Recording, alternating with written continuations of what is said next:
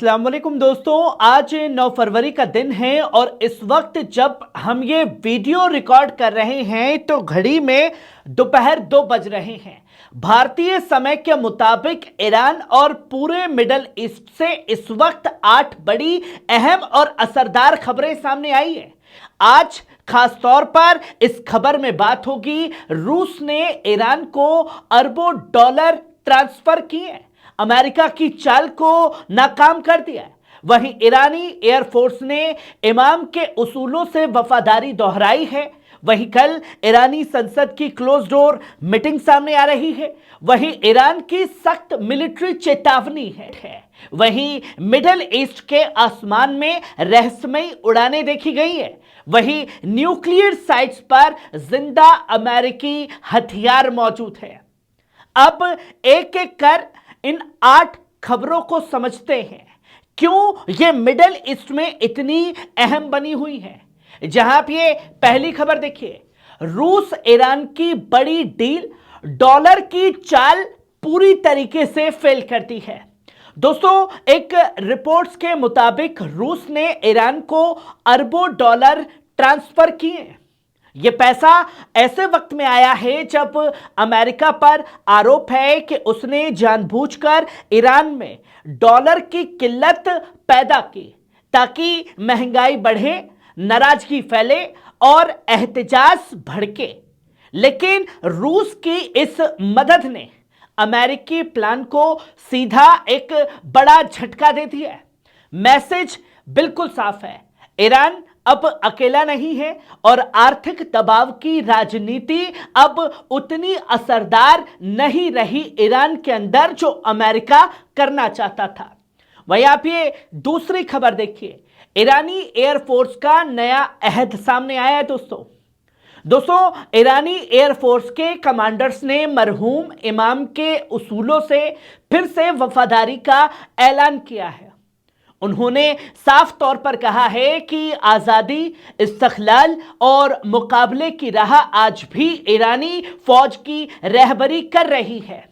यह सिर्फ एक रस्मी बयान नहीं है, यह एक साफ पैगाम है कि ईरानी फौज सिर्फ हथियारों से नहीं, अकीदे से भी लड़ती है, जो तस्वीर ईरानी एयरफोर्स ने दिखाने की कोशिश की है।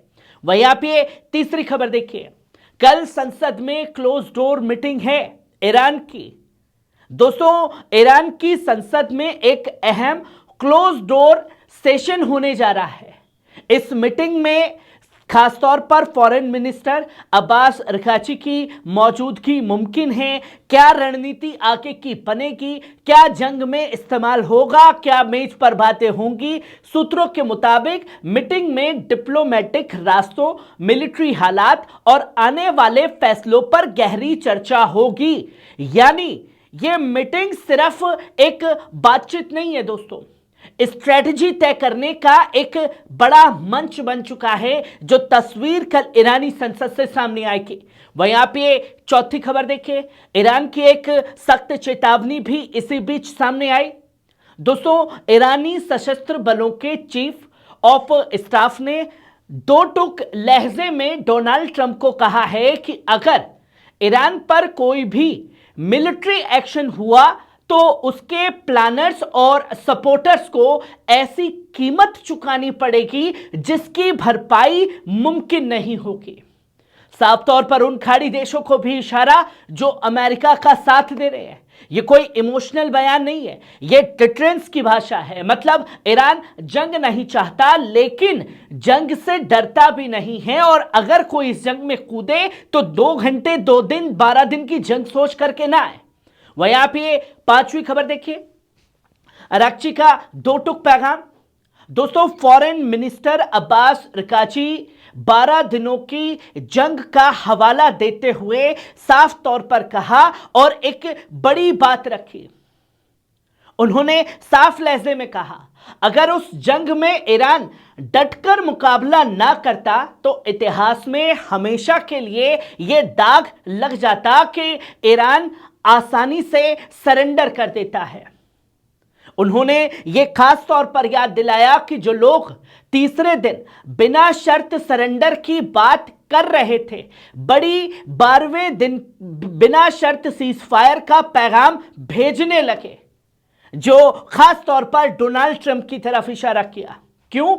क्योंकि ईरान पूरी तरीके से डटा रहा है। ईरान पीछे उन 12 दिनों की जंग में भी नहीं हटा। वहीं आप ये छठी खबर देखिए, ईरानी आर्मी अलर्ट मोड में है। दोस्तों, ईरानी आर्मी के कमांडर इन चीफ ने साफ लहजे में कह दिया है, दुश्मन की हर हरकत मॉनिटर की जा रही है। एयर फोर्स अपनी तरीके से अलर्ट, नेवी और तमाम लोग अपनी तरफ से अलर्ट। आक्रामक कदम उठाया गया तो जवाब फैसलाकुन और सख्त होगा।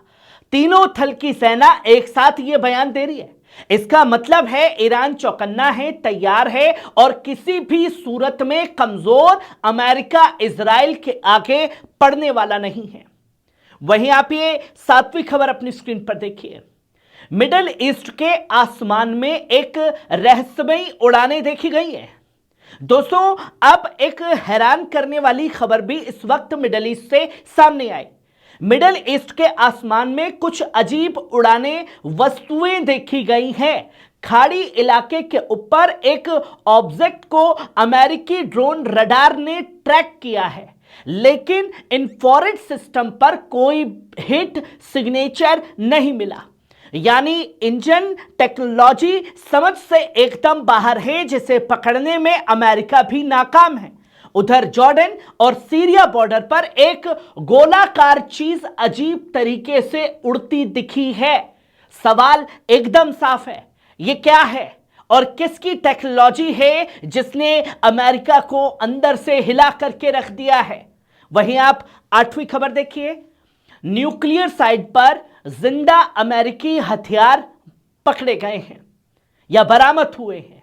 दोस्तों, ईरान ने एक बड़ा खुलासा किया है कि उसकी न्यूक्लियर साइट पर कुछ अमेरिकी हथियार अब भी बिना फटे पड़े हैं।